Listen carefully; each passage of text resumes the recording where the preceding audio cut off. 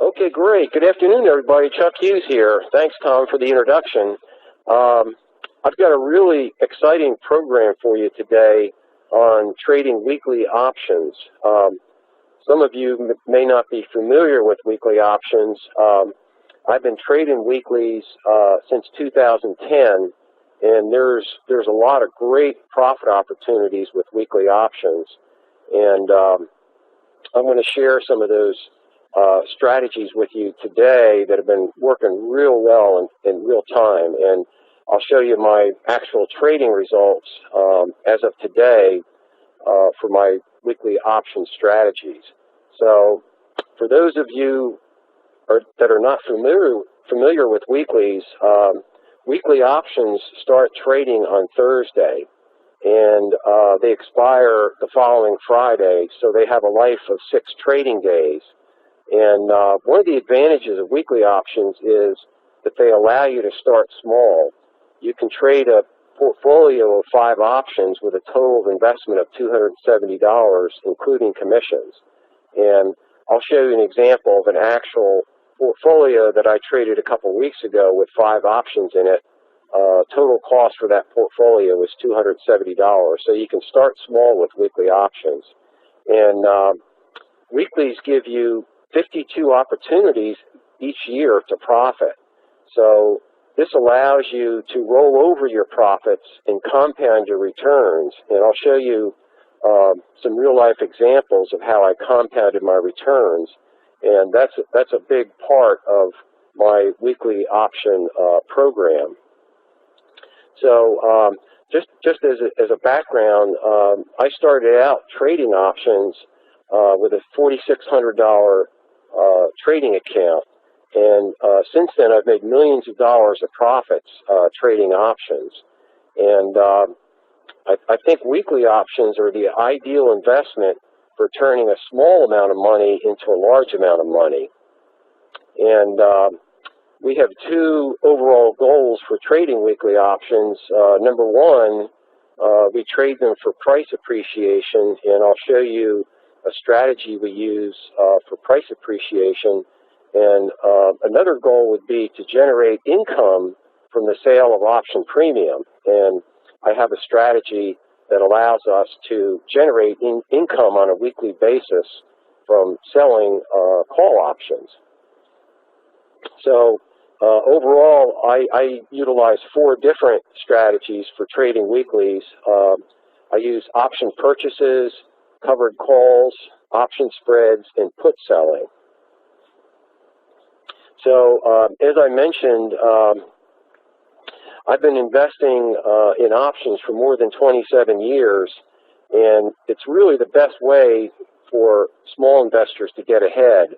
And as I mentioned, I started out with a $4,600 trading account, and within my first 2 years of when I started, I generated over $460,000 in profits, starting out with that small $4,600 trading account. And I'm showing copies of my tax returns for those first 2 years of trading, showing this $460,000 in profit. So it is possible to start out with a small amount and turn that into a large amount of money. And these two years, I was able to do that. So if you've lost money investing in stocks or mutual funds over the past 12 years, you're not alone. The S&P 500 index is actually trading below where it did 12 years ago. So over the past 5 years alone, we've had a global financial meltdown, severe recession, bear market, high unemployment, increased market volatility, and an uncertain economy. So this financial turmoil has made it very difficult for the average investor to realize a consistent return on their investment. So despite these difficult market conditions, my option strategies actually produced over $3.3 million in actual profits over the past 5 years. And I included copies of my brokerage statements showing this $3.3 million in profits in my Sure Thing Profit Secrets book. So despite these difficult market conditions, my option trading has been doing very well over the past 5 years. So again, you can start out small and build a small fortune with option trading. So let's talk about option purchases first. In the trade selection process, I use to select options to purchase. And the goal, of course, with your trade selection is to find the options with the best profit potential. So we use a simple two-step selection process. Step number one is we use MACD and the 50 and 100-day EMA trend following systems to determine the price trend of a stock or ETF. And in bull markets, if we have a price uptrend, we're going to be buying call options. And in bear markets, when we have a price downtrend, we're going to be purchasing put options. And in 2008, the summer of 2008, my trend following system started to turn bearish. So I went short a lot of the global markets, and we did very well over the next 9 months, being short those global markets. We then reversed and went long in March of 2009, but options allow you to profit in down markets as well as up markets. And the second step in our trade selection process is we want to confirm the price trend. On any given day, there's a lot of stocks that are in a price uptrend, so my confirmation process allows us to narrow down that list of stocks to the stocks with the best profit opportunities. And I just wanted to mention, I've been using these same trend following strategies that I use for weekly options. I've been using those for more than 27 years to invest in options. So I use the same trend following systems I've been using the last 27 years to trade weeklies. And let's take a look at an actual option trade I made recently, and I'll walk you through the trade selection process so you can understand why I selected this option to trade. And I'm showing a daily price chart here for Microsoft, and the blue line here is the 50-day exponential moving average, and the red line is the 100-day EMA. Now, when the blue line, the 50-day, is above the 100-day, that stock is on a buy signal. So we can see here the 50-day EMA crossed above the 100-day EMA right around the beginning of the year. So Microsoft is on a buy signal once that 50-day is above the 100-day. And also, if you notice the price chart here, Microsoft is making a series of new 52-week highs. So that's one of the trend confirmation indicators we use to narrow down this list of stocks that are in a price uptrend. And I also like to use on-balance volume to confirm the price trend. And this is the on-balance volume line right here for Microsoft, and you can see that that's sloping up. So this upsloping on-balance volume line and the new series of 52-week highs confirm this price trend and confirm this buy signal when the 50-day EMA crossed above the 100-day EMA. And if you have an upsloping on-balance volume line, volume is heavier on days that the stock closes up, and volume is lighter on days the stock closes down. So this is an indication that the buying pressure for that stock is exceeding the selling pressure. And this volume flow in upsloping unbalanced volume line is an indicator that this price trend can be sustained because of this volume flow. And also, I discovered that stocks that are making a new 52-week high tend to continue their price uptrend. And a stock making a new 52-week high confirms the price uptrend and allows you to further narrow down that list of buy stocks to those stocks with the greatest profit potential. So plain and simple, a stock does not make that new 52-week high unless it's in a very powerful uptrend. So that's a real good trend confirmation indicator. So let's take a look at the option purchase I made for Microsoft based on my trade selection data. And this is a snapshot of one of my portfolio profit and loss figures for the week. And in this portfolio, I purchased the Microsoft February 18 30-strike calls at 52 cents. Now, I purchased those on February 14th, and I sold those 5 calls at 118 on February 17th for a 126% gain. So this was a weekly option. Buying the February 18th, that was a weekly option. So I held that trade for 4 days, closed it out on the 17th for 126% gain. And I purchased 5 calls at 52 cents. Now, an option normally covers 100 shares of stock. So if you purchase an option at 52 cents, the cost of that option would be $52. So I paid $52 for the option, sold them 4 days later at $118. So that translates to 126% gain in 4 days. So that's an example of an option purchase I made using my trade selection criteria. Hey, Chuck, if you don't mind me interrupting, how many trades a week do you usually trade? Yeah, that's a good question, Tom. I'm very active with weekly options. I usually average 20 to 30 trades a week. So I'm very active on Thursdays and Fridays, rolling over and closing out those weekly options. So there's a lot of opportunities when the options expire every Friday. Every Friday, you have a lot of opportunities throughout the year to trade. So it's a very active program for me. And let's take a look at the leverage that's provided by trading options, and we'll take a look at this Microsoft trade that I just took.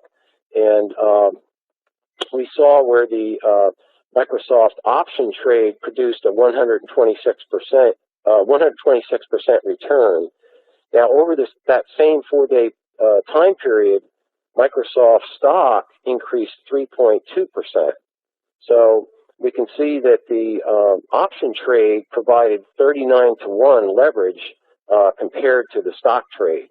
So that's the reason why option trades can produce such a large return in a short period of time. It's because of the leverage that you get from trading options. And here's a graph of the option return, 126% option return versus the 3.2% return for the stock. So again, you can see there's a tremendous amount of leverage, and you get a much higher return trading options than trading stocks. And let's take a look at one more option trade I made recently, and this is for Home Depot. And we can see that the blue line, which is the 50-day EMA, is above the 100-day EMA. So Home Depot stock is on a buy, and we can see that it's been making a series of new 52-week highs. So this confirms the price uptrend, and we also have an upsloping on-balance volume line, further confirming the price trend. So I went ahead and bought 5 of the Home Depot February 18th 46-strike calls at 31 cents or $31 on February 14th, and I sold those 5 calls 4 days later for 50 cents. So that worked out to be a 61% return. So bought the options for $31, sold for $50, and that works out to 61% return. And that's after commissions, so the commissions are included in these trades. Now here's another snapshot of that the weekly options I traded that week, and for the 5 options I traded that week, here's the percent return here, and if you average that out, I had a weekly return that week of 82%. So the average return for these 5 options, Home Depot, Intel, Microsoft, Wells Fargo, and the financial ETF, I traded those 5 options that week and had an average return of 82% for that week. And the average cost of each contract was $54. So if you were to purchase one contract of these 5 options that week, the total cost for this whole portfolio, including commissions, was $270. So again, you can start small with weekly options. Now here's another week. This was the week I traded. These were the March 2nd weekly options, and I purchased these options on February 24th and closed those out either on March 1st, which was a Thursday, or I closed them out that Friday, March 2nd. So again, a 1-week time span, and that week I had an average return of 83%. Average cost for each option, if you were to trade one contract, was $59. Total cost of $236 to purchase this portfolio. So again, you can get into weekly options with a small amount of money, and there's an opportunity to turn that small amount of money into a large amount of money quickly. So a big part of the weekly option program is rolling over your expiring options with spread orders. And if a stock is still in a price uptrend and it still looks good, what I'll do is I'll close out the expiring option and I'll roll over into the next week's option. And if you use a spread order to do that, the spread order allows us to reduce the transaction cost, both the commission and the bid-ask spread for the options. And I'm displaying here an actual spread order I used to, this was to close out the Microsoft, the February 24th options, that was a weekly option, and then I bought the March 2nd option. So I'm closing out the February 24th options and buying the weekly March 2nd option. So I used a spread order, and of course I only paid 1 commission with this, and also it allowed me, I put the spread order in midway between the bid and ask for these options, so I was able to save money on the bid-ask spread when I closed these options out and bought to open the March 2nd options all in one order. So that allows you to reduce the transaction costs. And by rolling over options, it allows us to purchase more options and compound our returns. If we have a profit on an option, that allows us to buy additional options, and we can compound our returns. And in this particular rollover, it allowed me to buy the Microsoft, the March 2nd weekly option at no cost. So I was closing out the February 24th options at about $147 per option. Then I turned around and bought the March 2nd options for about $60 per option. So when I closed these options out, it paid for the March 2nd options, and I was able to purchase those at no cost, and of course I have no risk at that point. So rolling over options allows us, if you have a profit, allows us to compound our returns.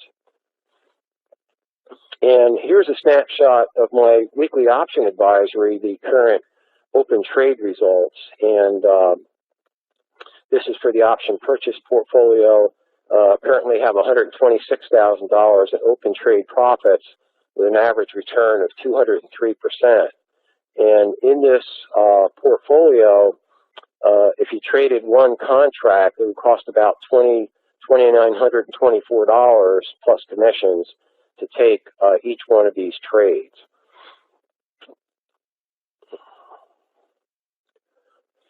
Now, let's talk about another strategy we use for generating weekly income. And we do this with covered calls. And a covered call trade is initiated by buying 100 shares of stock and selling the related call option. And you can do this with weekly options. In other words, if you buy 100 shares of stock, every week you can sell a call option against that stock and collect income. So I've been doing this actively, as I mentioned, since 2010. And this is a great strategy as far as the reward versus risk. I'm going to show you some actual examples of my returns selling covered calls with weekly options. And this strategy is actually less risk than owning stock. So this strategy has a great reward to risk ratio. And of course, when you sell an option, cash is immediately credited to your brokerage account. So let's say you sell an option with 4 points of premium, $400 in cash is immediately credited to your brokerage account. Now, this cash credit to your account reduces the cost basis of the stock and reduces the overall risk of the trade. And as I mentioned, this is actually less risk than owning a stock.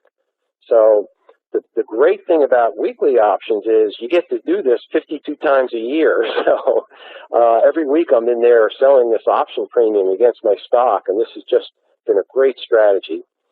And if you roll over those weekly options each week, and I'll show you some examples of that, it allows you to compound your returns very quickly. So every week you're in there selling premium, and you get to keep that premium no matter what the price of the stock does. So that allows you, in turn, to trade more covered calls and allows you to compound your results. Chuck, let's be real specific, because some of the attendees are asking about keeping the premium on their covered calls. Yes. So your break-even point is where you bought your stock. Selling the premium against it can be looked at it two ways: being able to lower your break-even point, or just being able to retain that premium if you're called away. Yes, I'm gonna let's look at. I have a slide coming up here, and we'll go into that in detail. Okay, great. Yeah, there's three possibilities when you sell a weekly covered call. So we'll take a look at that. So just some basics with options. Options consist of time value and intrinsic value. And at-the-money options and out-of-the-money options consist of only time value. So at option expiration, options lose all time value. So if you're short an option, the time value portion of that option becomes profit at expiration, regardless of the price movement of the underlying stock. So basically, the time value portion of an option will turn into profit at option expiration when you're short an option. And let's look at an actual covered call trade I took recently. This is for AIG. I bought 900 shares of AIG at 29.7188. So I had a total of investment of $26,754. Now, the smaller accounts, if you were, you can trade a covered call with just 100 shares. So in a smaller account, you could do this trade if you had $2,600. So bought the 900 shares of AIG at $29.71. Then I sold 9 of the AIG 30 strike weekly calls at 42 cents or $42. So I collected, for that week, I collected $363 in cash income from selling those 9 options. So, of course, this $363 cash was credited to my brokerage account as soon as I sold these options. And here's the brokerage confirmation. It just shows I bought 900 shares of AIG, 29.71, and sold short the March 9th weekly options, the 30 strikes at 42 cents. So I collected the $363. So again, the time value of an option turns into profit at option expiration when you're short. And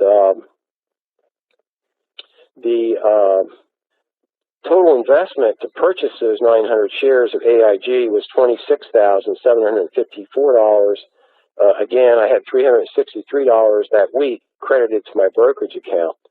So with AIG trading at 29.71, those 30 strike weekly calls would be considered at the money calls. So they consist of only time value. So that $363 of option premium was all time value, again, which becomes profit at option expiration if you're short that option. So now there's 3 possibilities for these covered calls each week. At option expiration on Friday, if AIG stock increases in price at expiration, I still get to collect that $363 in time value. And if the stock goes up in price, I'll take a loss on the short option, but that's offset by the increase in the stock price in your account. But regardless, you still get to keep that $363 of time value. And if AIG stock remains flat, again, I still keep that $363 of time value profit. And if AIG stock declines, I still get to keep that time value portion of the option, but that could be offset by a loss in the stock. So the net return could be a loss that week if the stock goes down more than what I paid for or what I sold the option at. So let's say AIG stock declined $1. My loss would really be 58 cents because I sold that call for 42 cents. So, but then that Friday I get to sell another option. So even if the stock declines, every week I get to sell another option, and I still get to collect that time value, whether the stock goes up, remains flat, or declines, and you get to do that 52 weeks a year. So again, with weekly options, I get to sell calls against my stock 52 weeks a year. And let's just do a little math here on this particular trade I took. I collect $363 of time value. Now, if I was able to do that each week over a period of a year, if I sold 52 weekly options, that would be a total of $18,876 in time value profit. So if I divide this potential income that I collect every week by the total cost of the options of $26,754, I get a yearly return of 70.5%. So that's the potential from selling this weekly time value each week on this particular stock. That's the potential for the year would be 70.5%. So even if AIG stock declines 20%, I still have the potential to realize a 50% return. So every week I'm in there selling this option premium, whether the stock goes up or down, and I just collect that time premium every week. So that's what makes this such a great strategy. Now, when I roll over options, I get to compound my results, and I'll show you some actual examples of that here in a minute. So let's assume that I rolled over those AIG options every week, and I collected this $18,876 in time value profit. Each week, I can purchase additional shares of stock and do additional covered calls. So this would allow me to compound this $18,000 I receive, and then that could even increase this 70% return potential. So the compounding is a big part of the weekly option program. And here's a recent week. I took a snapshot of brokerage confirmations from 1 week where I sold weekly call options against my stock. And this particular week, the brokerage confirmation that it lists the amount of cash in this right-hand column here that's credited to your account when you sold the option. The first trade here was I sold 3 of the Apple February 18th 500 calls at 770, so I collected $2,999 in cash for selling those 3 options, and of course that was credited to my brokerage account. So that week I sold a total of $13,588 in option premium, and again that was all at the money options, so they consist of only time value. So that week I collected this $13,588 in time value, regardless of what happened to the price of the underlying stock. So this gives me the potential, if I roll these options over every week, that $13,588 in time value over the course of a year gives me the potential to collect $706,000 in time premium over the course of a year. So again, rolling over the weekly options allows us to reduce the transaction costs. The profit on expiring options allows us to purchase more shares of stock and sell more options and compound our returns. And that $706,000 in potential time premium profits I receive over the course of the next year, that would allow me to invest in, again, into additional weekly covered call trades and compound my returns.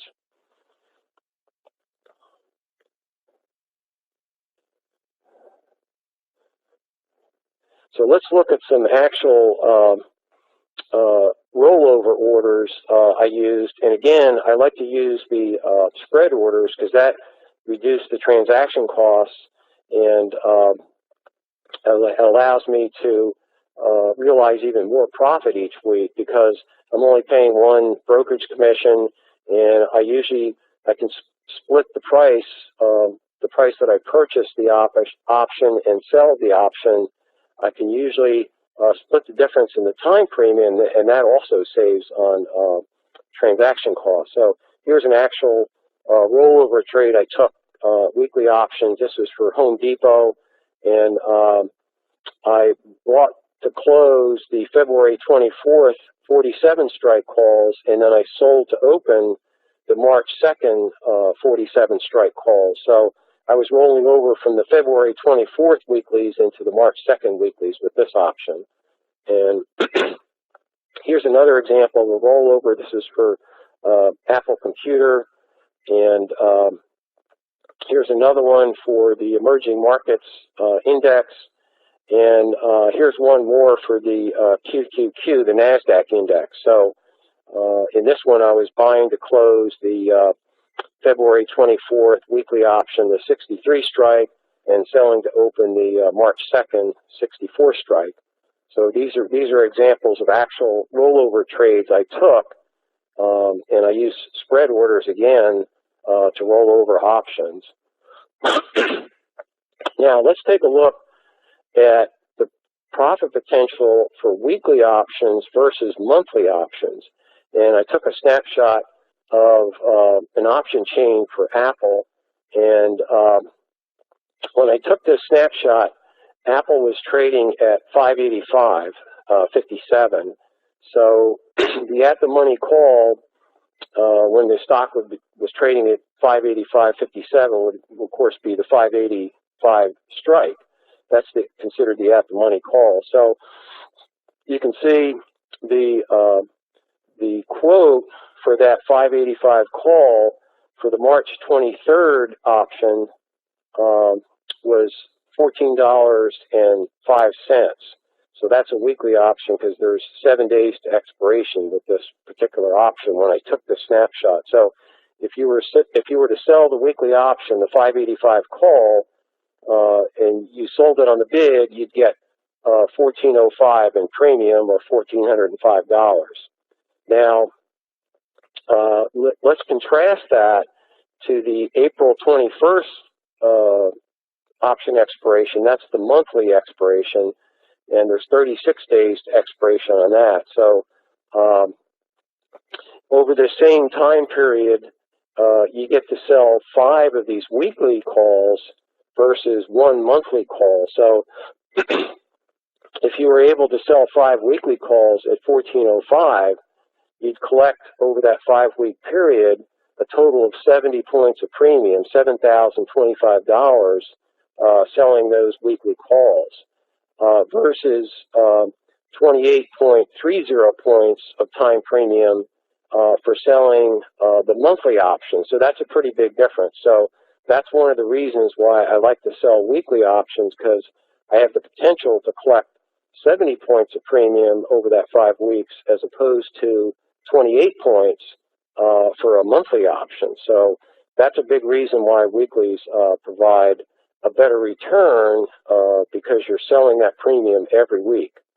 Here's another example for the emerging market index, trading at 44.09, weekly selling at 51 cents, monthly selling at 125. So with the weeklies, you get to collect over that same time period as the monthly, you get to collect 2.55 points of premium versus 1.25. So you get twice as much premium selling the weeklies.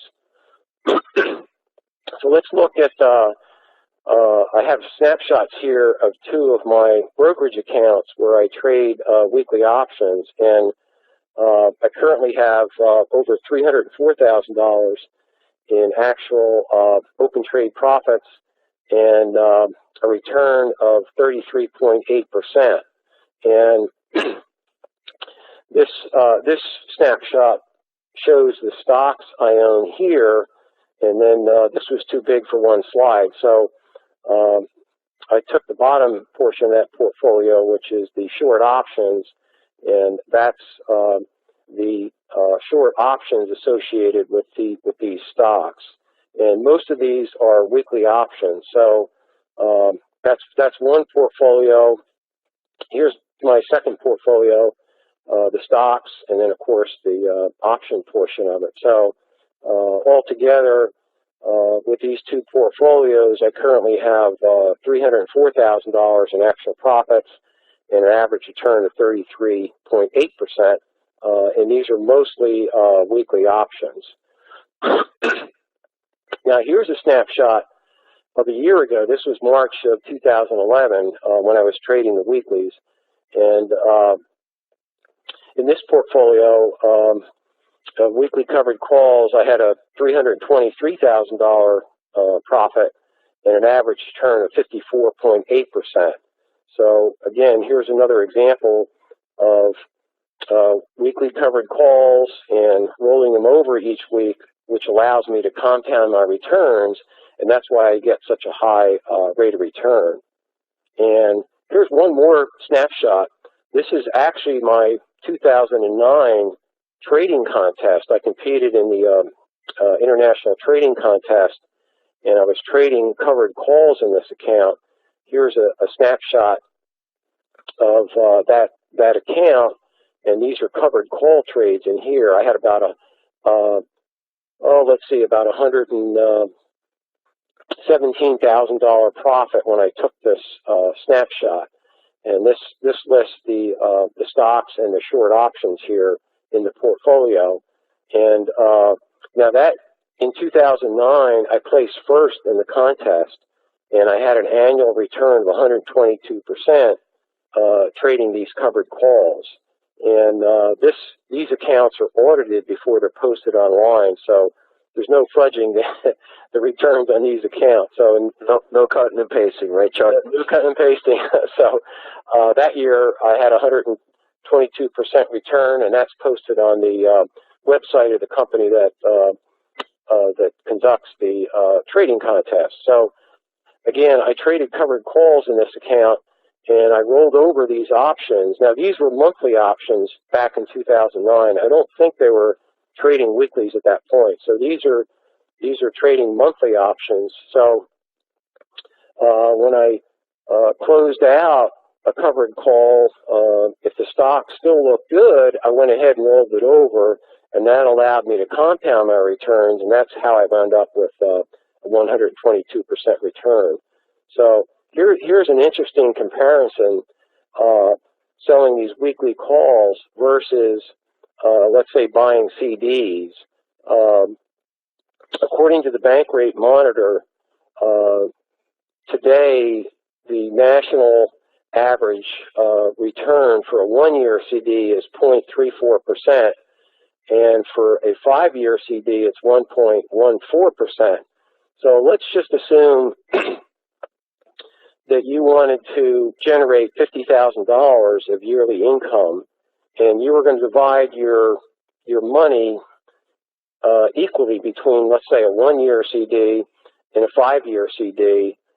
If you wanted to generate $50,000 of income, you'd have to make an investment of $6.7 million in the split evenly between a one-year and a five-year CD to generate $50,000 of income. Now, we saw where in 2009 I produced 122% in my contest account trading covered calls.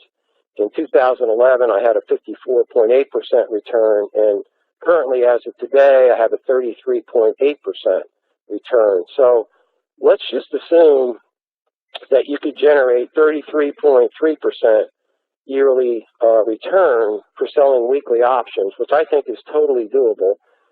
That would only require a $150,000 account to generate $50,000 of yearly income. So you have $6.7 million investment versus $150,000. So it just shows you how lucrative these weekly options are when you get to sell option premium every week.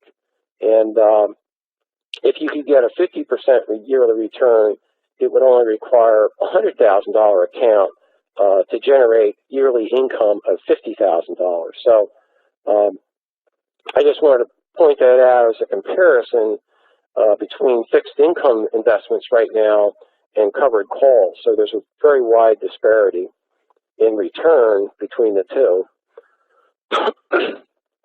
And one last figure I want to throw at you. Over the past 3 years, I've generated over $5.7 million in cash income from selling option premium. So I have copies of my brokerage confirmations posted on my website, and these they list the call and the put options that I sold and the amount of cash that was credited to my brokerage account for each option sale. So that works out to more than $100,000 cash income per month selling option premium. So this is a great strategy. It's probably my main strategy that I like trading because I like the reward versus risk for this. It's a lower risk compared to other strategies, but you can see the returns have been pretty good. So that concludes my presentation, and I have a weekly option advisory service. So if you'd like to log on to the website and see the current trade results for the various portfolios, just log on to weeklyoptionalert.com, or if you're interested, you can call Brad toll free, and we can get you signed up for the service. So I want to thank everybody for attending today, and Tom, if we have any questions, I'd be glad to take them. Yeah, the one main question that we have coming in from attendees right now, Chuck, is the liquidity aspect with weekly options. You find that most of the big name options that trade weeklies have decent liquidity? Yes, that's a great question. I forgot to point that out when I was showing you the spread between the bid-ask price. In the past, you could have a spread between the bid and an ask on an option as much as $1, $2, $3, $4. But with weekly options, they're very liquid, and you're talking spreads in pennies. The spread could be 2 or 3 cents or 4 cents. So Sure. that's a great question, Tom. So Sure. they're very liquid, and especially the stocks I trade, and that spread is very, very, very small, just in pennies. So you're not going to lose a lot like you used to lose on the spread when you used to trade options. So these weeklies are really very, very liquid, very low transaction costs. So that's a great question.